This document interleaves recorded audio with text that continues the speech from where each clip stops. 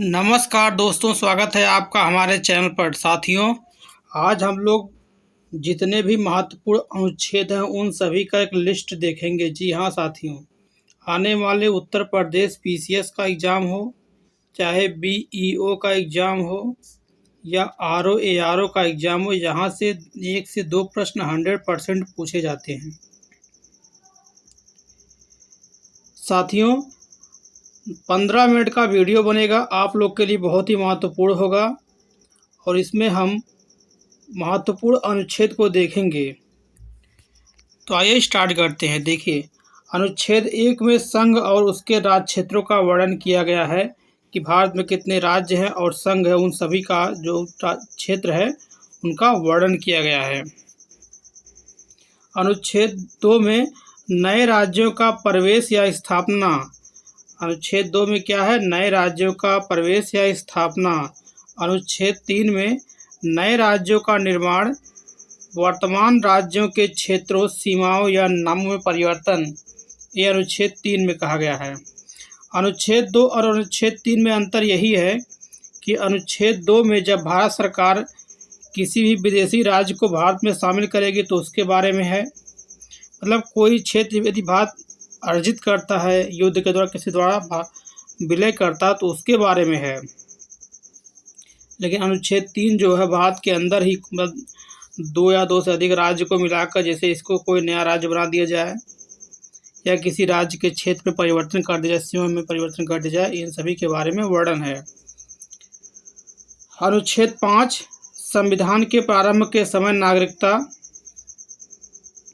अनुच्छेद 14 में विधि के समक्ष समानता का अधिकार, ये बहुत ही इम्पोर्टेंट है।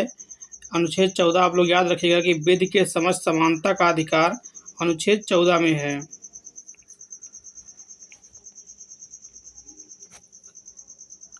अनुच्छेद 15 धर्म, मूल वंश, जाति, लिंग या जन्म स्थान। याद रखिएगा, यहाँ से क्वेश्चन पूछा गया, पीसीएस में पूछा गया है कि धर्म के आधार पर, मूल वंश के आधार पर, जाति के आधार पर, लिंग या जन्म स्थान, यानी 5 बातें हैं। इन बातों को आप याद रखिएगा। के आधार पर भेदभाव का प्रतिषेध किया गया, यानी धर्म के आधार पर, मूल वंश, जाति, लिंग या जन्म स्थान के आधार पर किसी व्यक्ति के साथ किसी भी स्थान पर किसी भी प्रकार का विभेद, अंतर नहीं किया जा सकता है। अनुच्छेद 16 लोक नियोजन के विषय में अवसर की समानता, यानी जब आपको सरकारी जॉब मिलती है तो वहाँ पर सभी को समान अधिकार मिलते हैं, लेकिन इसके कुछ महत्वपूर्ण अपवाद भी, जैसे ओबीसी, एससी, एसटी को जो आरक्षण मिलता है वो अनुच्छेद 16 और 15 में दिया गया है। अनुच्छेद 17 बहुत ही इम्पोर्टेंट है, अस्पृश्यता का अंत कर दिया गया है। अनुच्छेद 18 उपाधियों का अंत। अनुच्छेद 18 उपाधियों का अंत। अनुच्छेद 17 अस्पृश्यता का अंत। अनुच्छेद 19 वाक एवं अभिव्यक्ति की स्वतंत्रता। अनुच्छेद 19 बहुत ही इम्पोर्टेंट है, वाक एवं अभिव्यक्ति की आज़ादी से प्रदान किया गया है, यानी आप आप कुछ भी बोल सकते हैं, आपका अधिकार है। आप संघ या संगठन, कोई पार्टी बना सकते हैं, वो भी आपका अधिकार है। अनुच्छेद 20 क्या है? अपराधों के लिए दोष सिद्ध के संबंध में संरक्षण प्रदान किया गया है। यदि आप अपराध करते हैं तो उसके संबंध में ये संरक्षण प्रदान किया गया है। अनुच्छेद 21 बहुत इम्पोर्टेंट है, इसे आप लोग याद रखिएगा, प्राण एवं दैहिक स्वतंत्रता। अनुच्छेद 21 क्या है? प्राण एवं दैहिक स्वतंत्रता। अनुच्छेद 21 का इम्पोर्टेंट है, कई बार पीसीएस में क्वेश्चन पूछा गया है कि 6 वर्ष से 14 वर्ष तक सभी बच्चों को निःशुल्क और अनिवार्य शिक्षा का अधिकार किस अनुच्छेद द्वारा दिया गया है? तो अनुच्छेद 21 का के द्वारा। इसे 6वें संविधान संशोधन 2002 में जोड़ा गया है, इसे आप लोग याद रखिएगा। अनुच्छेद 22 कुछ दशाओं में गिरफ्तारी और निरोध से संरक्षण प्रदान किया गया है। अनुच्छेद 22 इम्पॉर्टेंट है, कुछ दशाओं में गिरफ्तारी और निरोध से संरक्षण प्रदान किया गया है। अनुच्छेद 23 मानव दुर्व्यापार एवं बलात्कार श्रम का प्रतिषेध किया गया है, जैसे आप इसमें बंधुआ मजदूरी पहले लोग कराते थे, उन सभी का क्या इसमें क्या, यानी जबरदस्ती आप किसी से बलपूर्वक किसी से आप श्रम नहीं करा सकते, उसका क्या किया गया? प्रतिषेध किया गया अनुच्छेद 23 में। अनुच्छेद 24 कारखानों आदि में बालकों के नियोजन का प्रतिषेध किया गया है। यानी जो 14 वर्ष से जितने बच्चे हैं उनको आप कारखाने में कहीं पर भी आप उन्हें नियोजित यानी उन्हें जॉब नहीं दे सकते, उनका क्या किया गया है, प्रतिषेध किया गया है। अनुच्छेद 25 अंतःकरण और धर्म के अबाध रूप से मानने, आचरण करने और प्रचार करने की स्वतंत्रता दी गई है। अनुच्छेद 25 के तहत आप अपने धर्म को मान सकते हैं, प्रचार प्रसार कर सकते हैं इत्यादि की आपको क्या आज़ादी प्रदान की गई है। अनुच्छेद 29 अल्पसंख्यक वर्गों के हितों का संरक्षण प्रदान किया गया है। आप लोग याद, बहुत ही इंपॉर्टेंट क्वेश्चन। अनुच्छेद 29 अल्पसंख्यक वर्गों के हितों का संरक्षण प्रदान किया गया है। अनुच्छेद 32 संवैधानिक उपचारों का अधिकार, ये बहुत ही इंपॉर्टेंट है। इसे भीमराव अम्बेडकर जी ने संविधान की आत्मा कहा इस अनुच्छेद को। अनुच्छेद 32 को संवैधानिक उपचारों का अधिकार।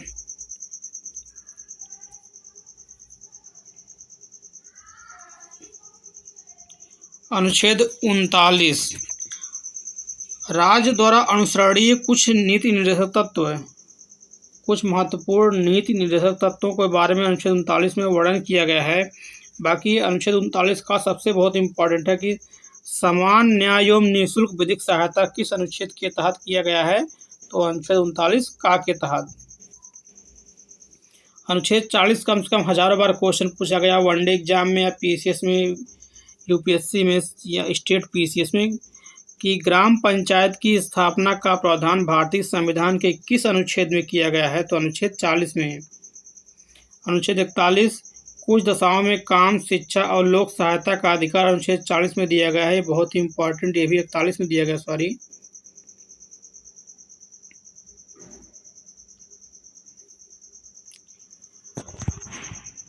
अनुच्छेद 43 खा सहकारी समितियों का वर्णन किया गया। इसमें अनुच्छेद 43 खा में भी क्वेश्चन पूछा था सहकारी समितियों का वर्णन किस अनुच्छेद में है, तो 43 खा। सबसे इम्पोर्टेंट अब तक का क्वेश्चन यही है कि भारतीय नागरिकों के लिए एक समान सिविल संहिता का प्रावधान, यानी यूसीसी के बारे में हमेशा संसद में चर्चा होती रहती है कि समान सिविल संहिता लागू किया जाए। अनुच्छेद 44 में वर्णन किया, किसमें, अनुच्छेद 44 में समान सिविल संहिता के बारे में वर्णन किया गया है।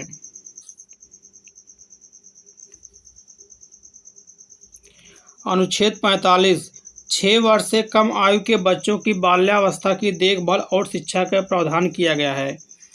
अनुच्छेद 22 में 6 वर्ष से कम आयु के जितने भी बच्चे हैं उनकी बाल्यावस्था, देखभाल और शिक्षा इत्यादि का वर्णन किया गया है। अनुच्छेद 48 का ये भी बहुत इंपॉर्टेंट है। पीसीएस में आप देखेंगे कभी 2019 में पूछा गया, कई बार क्वेश्चन पूछा गया कि पर्यावरण का संरक्षण और संवर्धन एवं वन्य जीवों की रक्षा भारतीय संविधान किस अनुच्छेद में, तो 48 का में दिया गया है। अनुच्छेद 50 कार्यपालिका से न्यायपालिका का पृथक्करण। अनुच्छेद 50 में क्या है, कार्यपालिका का न्यायपालिका से पृथक्करण। अनुच्छेद 51 ये बहुत इंपॉर्टेंट है, कई बार पूछा गया है, अंतर्राष्ट्रीय शांति और सुरक्षा की अभिवृद्धि, कि अंतर्राष्ट्रीय शांति और सुरक्षा की अभिवृद्धि भारतीय संविधान किस अनुच्छेद में है, तो अनुच्छेद 51 में है। अनुच्छेद 51 का मूल कर्तव्यों के बारे में वर्णन किया गया है। मूल कर्तव्य भारतीय संविधान में 42वें संविधान संशोधन 1976 में जोड़ा गया, सरदार सरोवर सिंह समिति की सिफारिश पर जोड़ा गया। आप लोग इसे याद रखिएगा। 51 का हो गया मूल कर्तव्य। अब यहाँ से आता है भारत के राष्ट्रपति के बारे में। अनुच्छेद 52, अनुच्छेद 52 में कहा गया है कि भारत का एक राष्ट्रपति होगा। अनुच्छेद 52 में क्या गया है, भारत के राष्ट्रपति के बारे में वर्णन किया गया है। अनुच्छेद 53 में कहा गया है कि संघ की कार्यपालिका शक्ति राष्ट्रपति में निहित होगी, जिसका प्रयोग वह स्वयं या अपने अधीनस्थ पदाधिकारियों के माध्यम से करेगा। अनुच्छेद 54 में राष्ट्रपति के निर्वाचक मंडल के बारे में वर्णन किया गया है कि राष्ट्रपति के निर्वाचक मंडल में कौन कौन भाग लेते हैं। अनुच्छेद 54 में कहा गया है। अनुच्छेद 55 में राष्ट्रपति के निर्वाचन की पद्धति बताई गई कि राष्ट्रपति का निर्वाचन किस प्रकार से होगा। अनुपातिक प्रतिनिधित्व के एकल संक्रमणीय पद्धति के द्वारा राष्ट्रपति का निर्वाचन होता है, उसी के बारे में वर्णन किया गया है। अनुच्छेद 57 पुनर्निर्वाचन के लिए पात्रता, इसमें बताया गया कि राष्ट्रपति जो है दोबारा चुनने के लिए योग्य है, पर कितनी बार योग्य है इसका संविधान में भारत में जिक्र नहीं है। भारत के संविधान में इसका जिक्र नहीं किया गया है। अनुच्छेद 58 राष्ट्रपति पद की योग्यता। राष्ट्रपति, यदि आप राष्ट्रपति पद का उम्मीदवार बनते हैं तो आपके पास कौन कौन सी योग्यताएं होनी चाहिए, इस विषय में वर्णन भारतीय संविधान के अनुच्छेद 58 में किया गया है। अनुच्छेद 60 में शपथ। राष्ट्रपति द्वारा जो शपथ या प्रतिज्ञान लिया जाता है संविधान का संरक्षण, प्रतिरक्षण, अनुरक्षण अनुच्छेद 60 में किया गया है। अनुच्छेद 61 में राष्ट्रपति पर चलाए जाने वाली महाभियोग की प्रक्रिया।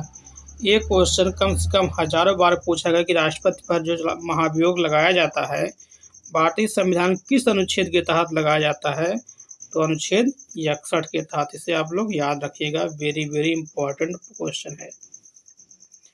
अगला प्रश्न अनुच्छेद 66 उपराष्ट्रपति का निर्वाचन अनुच्छेद 66 के तहत होता है। 70 में अन्य अकस्मिकताओं में राष्ट्रपति के कृत्यों का निर्वहन, ये इम्पॉर्टेंट नहीं है 70, बाकी 72 इम्पॉर्टेंट है। क्षमा आदि की और कुछ मामलों में दंडादेश के निलंबन अथवा परिहार या लवकरण की राष्ट्रपति की शक्ति अनुच्छेद 72 में किया गया है।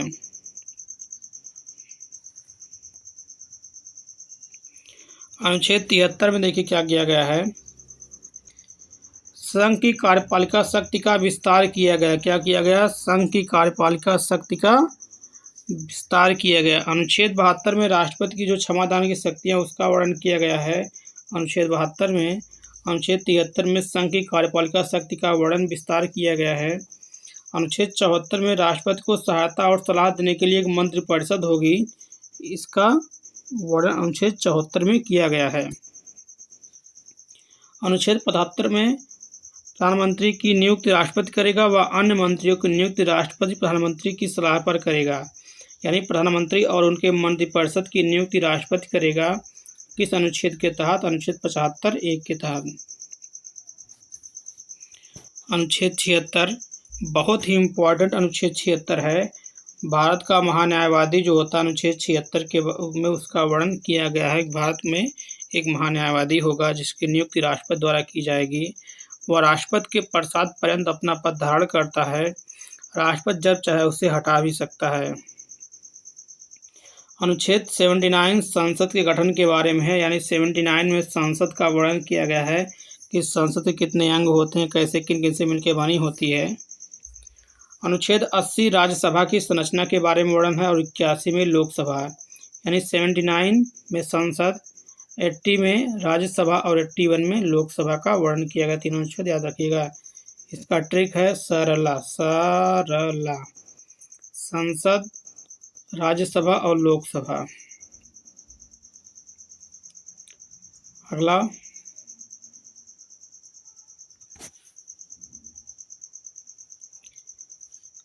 83 में राज्यसभा एक स्थायी सदन है, इसका वर्णन किया गया। 83 में कहा गया कि राज्यसभा एक स्थायी सदन है, इसका मतलब इसको कभी भंग नहीं किया जा सकता है। अनुच्छेद 84 में संसद की सदस्यता के लिए आपके पास क्या क्या अर्हताएं होनी चाहिए, उसका वर्णन इम्पोर्टेंट नहीं है, लेकिन अनुच्छेद 25 बहुत ही अनुच्छेद 85 बहुत ही इम्पोर्टेंट है कि संसद के सत्र, सत्रावसान और विघटन का वर्णन किया गया है। ये बहुत ही इम्पोर्टेंट है। अनुच्छेद 100 अपने आप में एक बहुत इम्पोर्टेंट प्रश्न यहाँ से बनता है कि यदि लोकसभा अध्यक्ष द्वारा अपने निर्णायक मत का प्रयोग किया गया, यानी यदि किसी भी विधेयक पर लेकर किसी भी बात को लेकर यदि पक्ष और विपक्ष में बराबर का मत यानी टाई होने की स्थिति में लोकसभा का जो स्पीकर होता है अपना कास्टिंग वोट यानी निर्णायक मत देता है। अनुच्छेद 108 बहुत ही इम्पोर्टेंट है कि संसद के दोनों सदनों जो संयुक्त बैठक होती है जिसकी आहुति राष्ट्रपति करता है और अध्यक्ष लोकसभा का स्पीकर करता है, यहाँ से ही प्रश्न बनते हैं। अनुच्छेद 109 और 110 दोनों धन विधेयक से संबंधित है। अनुच्छेद 110 में धन विधेयक की परिभाषा दिया गया है और अनुच्छेद 109 में धन विधेयक की के संबंध में विशेष प्रक्रिया धन विधेयक किस प्रकार से पारित होगा, इन सभी का वर्णन अनुच्छेद 109 में किया गया है, जबकि परिभाषा अनुच्छेद 110 में किया गया है।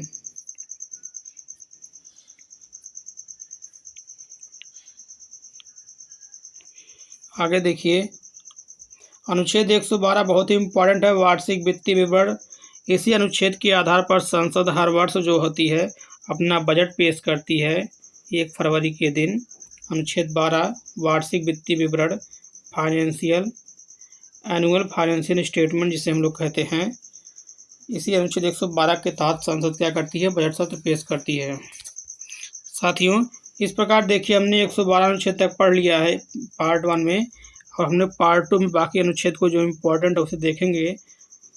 यदि वीडियो पसंद है तो आप लोग इसे लाइक कीजिएगा, हमारे चैनल को सब्सक्राइब कीजिए। तब तक के लिए जय हिंद, जय भारत।